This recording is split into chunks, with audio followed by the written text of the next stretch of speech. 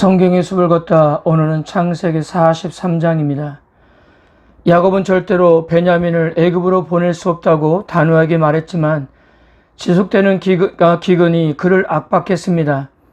애굽에서 사온 식량이 다 떨어져 아들들에게 다시 애굽에 가서 식량을 사오라고 했지만 그들은 베냐민 없이는 애굽으로 갈 수 없다면서 거부했습니다.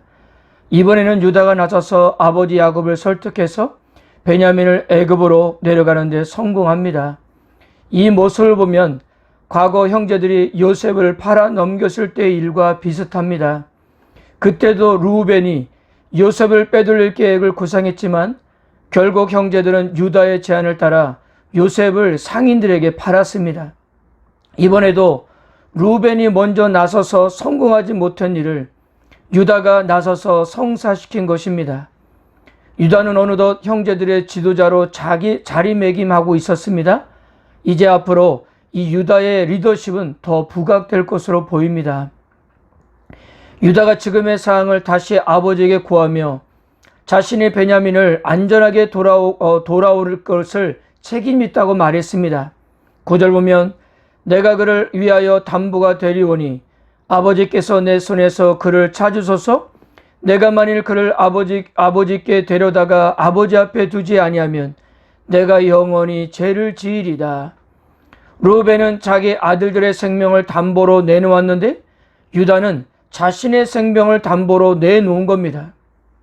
야곱은 어찌하려고 너희에게 또 다른 아우가 있다고 그 사람에게 말하여 나를 괴롭게 하느냐라고 야단쳐 보았지만 다른 대안이 없었던 것입니다. 여기에 루다는 만일 자신들이 베냐민을 데리고 애굽에 다녀오기만 하면 우리도 아버지도 우리의 어린 아이들도 모두 죽지 않을 것이라고 말했습니다. 온 가족이 살 길은 딱 한 가지, 베냐민을 데리고 애굽으로 가는 길밖에 없다는 것이었어요. 자식들의 요구를 완강히 거부했던 야곱도 결국 굶어 죽지 않으려면 아들들이 다시 애굽을 가서 곡식을 사야 하며 그들이 베냐민을 데리고 가지 않는 한 결코 식량을 구할 수 없다는 것을 인정하고 이제 그를 형들과 함께 보낼 수밖에 없었습니다. 야곱은 이 까다로운 애굽 총리의 환심을 사기 위해 많은 것을 준비하지만 내내 불안하기만 합니다. 그래서 그는 모든 것을 하나님 앞에 맡길 수밖에 없었습니다. 야곱은 그와 가족을 보살펴 주신 전능자께서 은혜를 베풀어 주셔야 아들들이 안전하게 돌아올 수 있다는 사실을 잘 알고 있었습니다. 14절 보면 전능하신 하나님께서 그 사람 앞에서 너에게 은혜를 베푸사 그 사람으로 너희 다른 형제와 베냐민을 돌려보내게 하시기를 원하노라. 내가 자식을 잃게 되면 이를 이루다. 형들이 베냐민을 데리고 요셉 앞에 섰을 때 요셉은 형제들을 자기 집으로 보냈습니다. 그들을 특별하게 대접하기 위함이었어요. 그러나 요셉의 집으로 인도되어 가는 형들은 불안하기만 했습니다.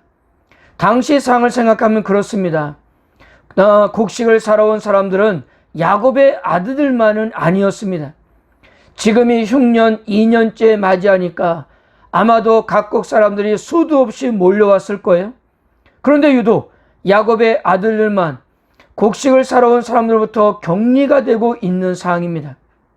그러니 이들이 얼마나 두려워 떨었겠습니까? 그래서 지난번에 돈이 자루에 있었던 일이 내내 마음에 걸렸던 그들은 혹시 그 일로 인해 자기들이 노예로 끌려가는 것이 아닌가 그렇게 두려워했던 겁니다. 창세 기자도 이들이 느끼는 불안감을 이렇게 묘사했어요. 18절을 보면 그 사람들이 요셉의 집으로 인도되며 두려워하여 이르되 전번에 우리의 자루에 들어있던 돈의 일로 우리가 끌려드는도다. 이는 우리를 억류하고 달려들어 우리를 잡아 노예로 삼고 우리의 나귀를 빼앗으려 함이로다 하고. 그래서 불안해진 형제들이 먼저 청지에게 찾아가서 지난번에 있었던 일을 이야기하고 돈을 돌려주려고 했습니다. 그러나 청지기는 너희 돈은 이미 받았다라고 이렇게 말했습니다. 이 뜻은 액수가 완납되었다는 법적인 표현이었습니다. 그리고 그들이 자료 속에 발견한 돈은 아마도 하나님의 선물이었을 거라는 알쏭달쏭한 말을 하고는 시몬을 데려와 형제들과 상봉시켜 주었습니다. 시몬을 형제들에게 데려왔다는 것도 아직 해결되지 않은 금전적인 관계가 없음을 시사하는 것이었기 때문이었습니다. 드디어 요셉이 들어왔고요. 형제들은 모두 요셉에게 큰 절을 했습니다. 자신들의 생사를 결정하는 사람에게 하는 절이었으니 얼마나 정성을 들이며 절을 했을까요? 요셉은 아버지의 안부를 먼저 묻고 그리고 고개를 돌려 자기 동생 베냐민을 바라보았습니다. 그가 베냐민이라는 것을 확인하고 그에게 복을 빌어 주었습니다. 세번역 성경에서는 이렇게 표현했어요. 29절 보면 귀엽구나. 하나님이 너에게 복 주기를 빈다. 사실 베냐민은 어린아이가 아니었습니다. 집안의 막내여서 어린애 취급을 받았지만 야곱이 애굽으로 이끌고 간 목록에 의하면 그는 최소한 10명의 아들들을 가진 아버지였습니다. 그러나 요셉에게 베냐민은 아직도 어린 동생이었습니다. 얼마나 보고 싶었고 그리웠던 동생이었을까요? 이번에도 복박 좋은 감정을 억제하지 못했습니다.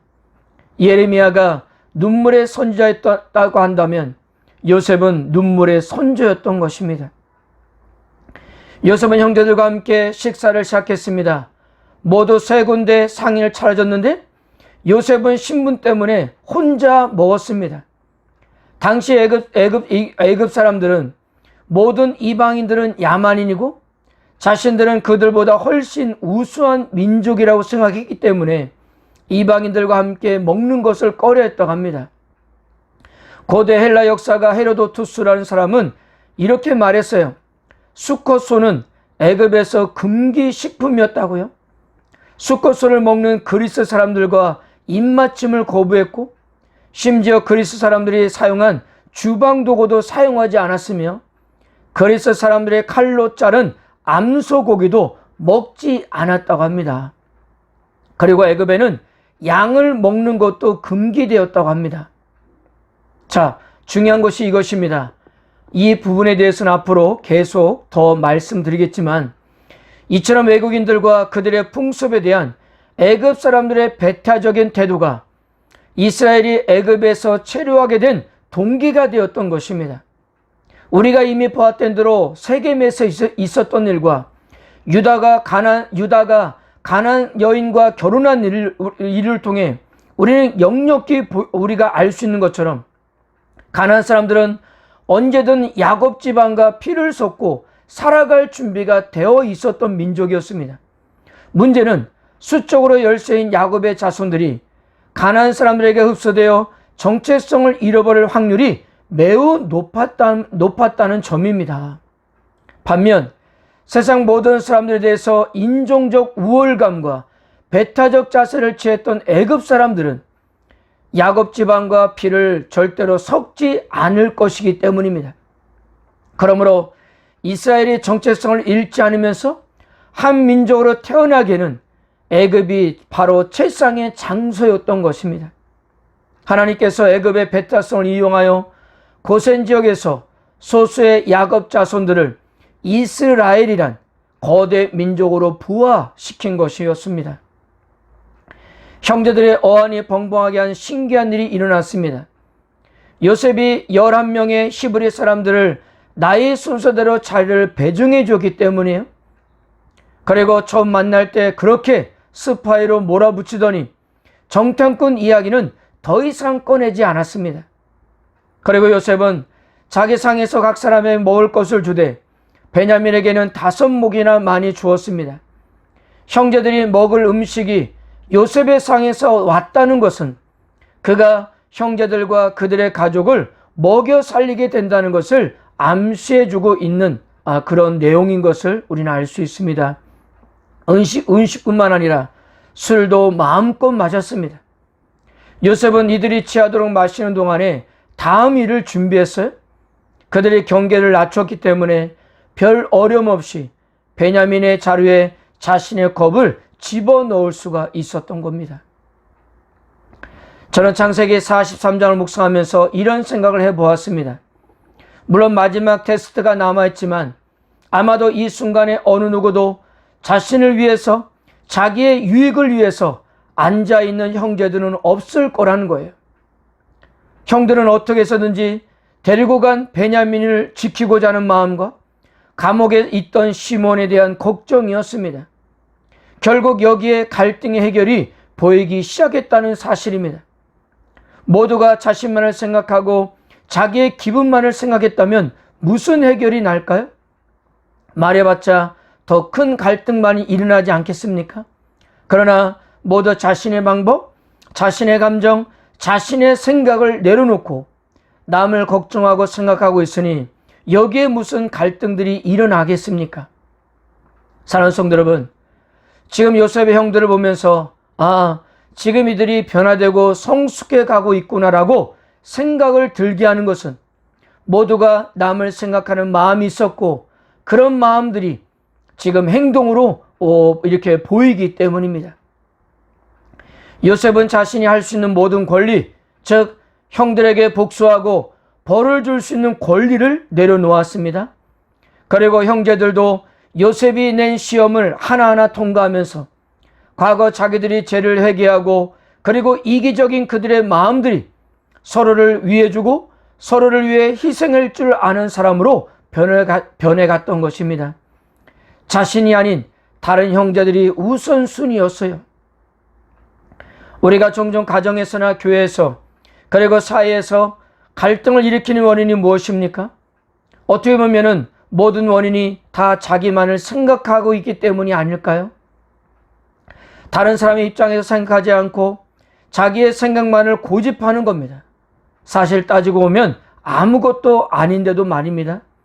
그리고 때론 남을 생각해 주는 것 같아도 알고 보면 자신의 체면만을 생각하는 경우가 얼마나 많습니까? 물론 상대방이 다 옳다는 것이 아닙니다.